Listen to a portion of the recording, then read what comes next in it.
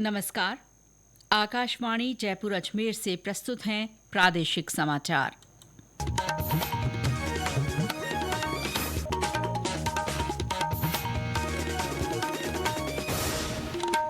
मुख्य समाचार। सीपी राधाकृष्णन ने आज देश के 15वें उपराष्ट्रपति के रूप में शपथ ग्रहण की। प्रधानमंत्री नरेंद्र मोदी ने कहा, ज्ञान भारतम पोर्टल से देश की प्राचीन ज्ञान संपदा का संरक्षण होगा।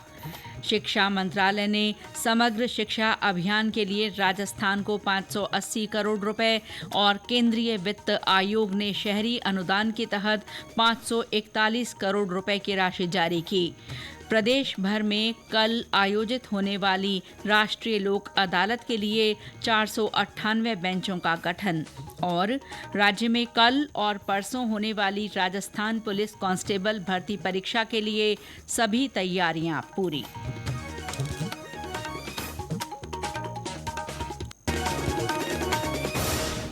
समाचारों के साथ मैं शीला चावला और अब समाचार विस्तार से। नवनिर्वाचित उपराष्ट्रपति सीपी राधाकृष्णन ने आज शपथ ग्रहण की। राष्ट्रपति द्रौपदी मुर्मू ने श्री राधाकृष्णन को राष्ट्रपति भवन में आयोजित समारोह में 15वें उपराष्ट्रपति के रूप में शपथ दिलाई। I, Chandraviram Ponnusamy Radhakrishnan, do swear in the name of God do swear in the name of God that I will bear true faith and allegiance that I will bear true faith and allegiance to the Constitution of India to the Constitution of India as by law established, as by law established, and that I will faithfully discharge the duty and that I will faithfully discharge the duty upon which I am about to enter. upon which I am about to enter. इस अवसर पर प्रधानमंत्री नरेंद्र मोदी, पूर्व राष्ट्रपति रामनाथ कोविंद, पूर्व उपराष्ट्रपति जगदीप धनखड़ और गृह मंत्री अमित शाह सहित कई केंद्रीय मंत्री उपस्थित रहे। राज्यपाल हरिभाऊ बागड़े और मुख्यमंत्री भजनलाल शर्मा भी नवनिर्वाचित उपराष्ट्रपति के शपथ ग्रहण समारोह में शामिल हुए। श्री चंद्रपुरम पुन्नसामी राधाकृष्णन का जन्म 4 मई 1957 को तमिलनाडु में हुआ। उन्होंने वस्त्र निर्यातक के रूप में कामयाब सफर तय किया। पढ़ाई पूरी करने के बाद वे शुरुआती दिनों में ही आरएसएस से जुड़े। वे 1996 में तमिलनाडु भाजपा के सचिव बनाए गए। 1998 में वे कोयम्बटूर से सांसद चुने गए। श्री राधाकृष्णन झारखंड और महाराष्ट्र के राज्यपाल भी रहे। प्रधानमंत्री श्री नरेंद्र मोदी ने सोशल मीडिया पर बधाई संदेश में कहा कि श्री राधाकृष्णन ने लोकतांत्रिक मूल्यों को मजबूत बनाने और समाज सेवा के लिए जीवन समर्पित किया है। श्री मोदी ने उनके सफल उपराष्ट्रपति कार्यकाल के लिए शुभकामनाएं दी। प्रधानमंत्री नरेंद्र मोदी ने कहा है कि ज्ञान भारतम पोर्टल के माध्यम से भारत के प्राचीन ज्ञान को संरक्षित किया जा रहा है। इसके साथ ही दुर्लभ ग्रंथों को विद्वानों और आम लोगों के लिए सुलभ बनाया जा रहा है। प्रधानमंत्री आज नई दिल्ली में ज्ञान भारतम अंतर्राष्ट्रीय सम्मेलन में बोल रहे थे। उन्होंने कहा कि ये पोर्टल भारत की सांस्कृतिक और बौद्धिक विरासत को वैश्विक मंच पर ले जाएगा। श्री मोदी ने ग्रंथों में निहित दार्शनिक और आध्यात्मिक ज्ञान की प्रासंगिकता पर भी प्रकाश डाला। पहले वेदों को श्रुति के आधार पर अगली पीढ़ी को दिया जाता था और हजारों वर्षों तक वेदों को बिना किसी त्रुटि के ऑथेंटिसिटी के साथ प्रिजर्व किया गया। हमारी इस परंपरा का दूसरा पिलर है इनोवेशन, तीसरा पिलर है एडिशन, यानी हर पीढ़ी पुराना ज्ञान संरक्षित करने के साथ साथ नया कंट्रीब्यूट भी करती थी। कल से शुरू हुए 3 दिन के इस सम्मेलन में पांडुलिपि विरासत से देश की ज्ञान विरासत को पुनर्जीवित करने के प्रयास किए जा रहे हैं। सम्मेलन के माध्यम से प्रमुख विद्वानों, संरक्षणवादियों, प्रौद्योगिकीविदों और नीति विशेषज्ञों को एक मंच पर लाया गया है। सम्मेलन में दुर्लभ पांडुलिपियों की प्रदर्शनी लगाई गई है। इसके साथ ही पांडुलिपि संरक्षण, डिजिटलीकरण तकनीक और मेटाडेटा मानक की प्रस्तुतियां भी शामिल हैं। शिक्षा मंत्रालय ने प्रदेश में समग्र शिक्षा अभियान के लिए 580 करोड़ रुपए जारी किए हैं। वहीं केंद्रीय वित्त आयोग ने शहरी अनुदान के तहत 541 करोड़ रुपए की राशि जारी की है। इससे शहरी विकास और स्कूल शिक्षा को मजबूती मिलेगी। मुख्यमंत्री भजनलाल शर्मा ने पिछले दिनों केंद्रीय आवासन और शहरी कार्य मंत्री मनोहर लाल तथा केंद्रीय शिक्षा मंत्री धर्मेंद्र प्रधान से मुलाकात कर इस बारे में आग्रह किया था। मुख्यमंत्री ने इस राशि के लिए केंद्र सरकार का आभार जताया है। श्री शर्मा ने कहा कि इस राशि से राज्य सरकार कार्य योजना बनाकर दोनों ही क्षेत्रों में विकास को गति देने का काम करेगी। अजमेर में आना सागर वेटलैंड पर बने 7 वंडर्स को तोड़ने की कार्रवाई आज से शुरू की गई। सुप्रीम कोर्ट के आदेश के बाद करीब 11.5 करोड़ रुपए की लागत से बने इस पार्क को ध्वस्त किया जा रहा है। हमारी संवाददाता ने बताया कि अजमेर विकास प्राधिकरण की ओर से ये कार्रवाई की जा रही है। 2022 में तत्कालीन मुख्यमंत्री ने इसका उद्घाटन किया था। आना सागर के आसपास वेटलैंड खत्म करने और मास्टर प्लान की अवहेलना को लेकर पूर्व पार्षद ने 9 सितंबर 2023 को सुप्रीम कोर्ट में केविएट लगाई थी, जिस पर सुनवाई के बाद 6 मार्च 2025 को सुप्रीम कोर्ट ने सरकार को 7 वंडर तोड़ने के लिए 6 माह का समय दिया, जो आगामी 17 सितंबर बुधवार को समाप्त हो रहा है। सुप्रीम कोर्ट के आदेश की पालना में अजमेर विकास प्राधिकरण द्वारा समयावधि समाप्त होने से पूर्व ही आज से ही इसे तोड़ने की कार्रवाई शुरू कर दी गई है। नीलिमा दादी, आकाशवाणी समाचार, अजमेर। केंद्रीय वित्त मंत्रालय ने 2025-26 के लिए नई अफीम नीति घोषित कर दी है।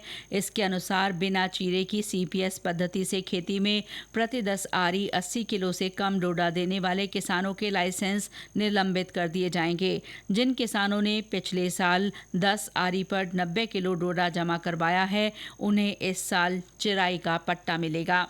ये समाचार आकाशवाणी जयपुर अजमेर से प्रसारित किए जा रहे हैं। प्रादेशिक समाचार बुलेटिन आप हमारे x handle @AIR_News_Jaipur, YouTube channel Rajasthan AIR news और फेसबुक AIR न्यूज राजस्थान पर भी सुन सकते हैं। इस साल की तीसरी राष्ट्रीय लोक अदालत कल लगाई जाएगी। राष्ट्रीय विधिक सेवा प्राधिकरण और राज्य विधिक सेवा प्राधिकरण की ओर से इसका आयोजन किया जा रहा है। ये अदालत राजस्थान हाईकोर्ट की जोधपुर और जयपुर पीठ सहित प्रदेश की सभी निचली अदालतों में लगेगी। इसके साथ ही राजस्व न्यायालयों, उपभोक्ता आयोगों और अन्य प्रशासनिक अधिकरणों में भी इसका आयोजन किया जा रहा है। राजस्थान राज्य विधिक सेवा प्राधिकरण के सदस्य सचिव हरिओम अत्री ने बताया कि राष्ट्रीय लोक अदालत में राजीनामे के माध्यम से विभिन्न मामलों को निपटाया जाएगा। इसके लिए कुल 498 बेंचों का गठन किया गया है। मामलों की सुनवाई ऑनलाइन और ऑफलाइन दोनों माध्यम से की जाएगी। राजस्थान पुलिस कांस्टेबल भर्ती परीक्षा कल और परसों आयोजित की जाएगी। राजस्थान पुलिस भर्ती बोर्ड की ओर से होने वाली ये परीक्षा 10,000 पदों के लिए ली जा रही है। ये परीक्षा राज्य भर के विभिन्न केंद्रों पर होगी। राजस्थान पुलिस मुख्यालय में एडीजी भर्ती विपिन पांडे ने प्रेस वार्ता में बताया कि परीक्षा के लिए सभी तैयारियां पूरी कर ली गई हैं। उम्मीदवारों को परीक्षा केंद्र पर निर्धारित समय से कम 2 घंटे पहले पहुंचने की सलाह दी गई है। पहली बार तो सभी परीक्षा केंद्रों के सभी रूम से लाइव फीड पुलिस मुख्यालय को आएगी। सभी जगह अनिवार्य किया गया है। कोई भी परीक्षा केंद्र के अंदर कोई भी कमरा बिना लाइव के नहीं है। सभी कमरों में सीसीटीवी लगाए गए हैं और कंट्रोल रूम यहाँ पर हमारा काम कर रहा है। तो हमारा बायोमेट्रिक भी है और फोटो मैच भी होगा। फिर बायोमेट्रिक के बाद अगला जो चरण है वो हम सभी सेंटरों पर जैमर लगाए हैं, ताकि किसी तरह की जो मोबाइल डिवाइस के माध्यम से, स्मार्टफोन के माध्यम से जो दिक्कतें आती हैं और जो समस्या आती है उससे बचा जा सके। केंद्रीय आयुष राज्य मंत्री प्रताप राव जाधव आज सिरोही प्रवास पर रहे। उन्होंने माउंट आबू में माइंड बॉडी मेडिसिन राष्ट्रीय सम्मेलन का शुभारंभ किया। 4 दिन के इस सम्मेलन का आयोजन ब्रह्म कुमारी संस्थान में किया जा रहा है। इस अवसर पर श्री जाधव ने अपने संबोधन में कहा कि वर्तमान समय तनाव से भरा हुआ है। ऐसे में आहार और दिनचर्या को संतुलित कर तथा योग को अपनाकर जल्द स्वास्थ्य लाभ प्राप्त किया जा सकता है। श्री जाधव ने संस्थान प्रमुख राजयोगिनी मोहिनी दादी से भी मुलाकात की। मीडिया से बातचीत में केंद्रीय मंत्री ने कहा कि विश्व शांति के लिए संस्थान द्वारा सराहनीय प्रयास किए जा रहे हैं। उन्होंने कहा कि अध्यात्म से जुड़कर कई तरह के व्यसनों से बचा जा सकता है। शांति के लिए ही संदेश यहाँ पर दिया जाता है कि लोग जैसे कोई बीमारी होती है तो उसके ऊपर उपचार हम करते हैं, लेकिन आजकल हम देखते हैं कि मेंटली लोगों को बहुत सारी तकलीफ है। बहुत सारे युवा लोग होंगे सुसाइड कर रहे हैं, बहुत सारे युवा है हमारे व्यसनाधीन होते जा रहे हैं। तो ये सभी लोगों को मेंटली ठीक करने के लिए ये जो इनके केंद्र जो जगह जगह पे चलते हैं, व्यसन मुक्ति केंद्र हो या पीसफुल माइंड रखने के लिए जो इनका भी जो भी काम चलता है, तो बहुत ही अच्छा काम प्रजापिता ब्रह्मा कुमारी विश्वविद्यालय के माध्यम से यहाँ पर चल। जीएसटी को युक्ति संगत बनाया जाना स्वास्थ्य क्षेत्र पर सकारात्मक और दूरगामी परिणाम देगा। ये निर्णय सभी के लिए सस्ती स्वास्थ्य सेवा के सरकार के विजन को दर्शाता है। डॉक्टरों, अस्पतालों और उपचार केंद्रों की ओर से स्वास्थ्य सेवाओं को जीएसटी से छूट दी गई है। आवश्यक दवाइयों और चिकित्सा उपकरणों पर जीएसटी दर 12% से घटाकर 5% की गई है। विभिन्न आवश्यक दवाइयों को कर मुक्त रखा गया है। राजस्थान केमिस्ट अलायंस के अध्यक्ष अरविंद गुप्ता ने बताया कि जीएसटी कटौती से आम लोगों को फायदा होगा और मेडिकल उपकरण सस्ते होंगे। गवर्नमेंट ने जो जीएसटी में बदलाव लाई है और जो टैक्स कम किया है दवाइयों पे, तो उससे दवाइयों की एमआरपी कम होगी। अमूमन 7% से 10% तक का फर्क दवाइयों पे आएगा और ये डिवाइसेज पे भी आएगा। और एमआरपी कम होने से पेशेंट को इससे काफी राहत मिलेगी। काफी ऐसी दवाइयां हैं जो 0% टैक्स में की है, कैंसर की ऐसी दवाइयां हैं, तो पेशेंट और रोगियों को इससे बहुत बड़ा फायदा होने वाला है। और हमारी एसोसिएशन का यही प्रयास है कि जो सीधा लाभ इसका आम जनता को दें। और अंत में मुख्य समाचार एक बार फिर। सीपी राधाकृष्णन ने आज देश के 15वें उपराष्ट्रपति के रूप में शपथ ग्रहण की। प्रधानमंत्री नरेंद्र मोदी ने कहा, ज्ञान भारतम पोर्टल से देश की प्राचीन ज्ञान संपदा का संरक्षण होगा।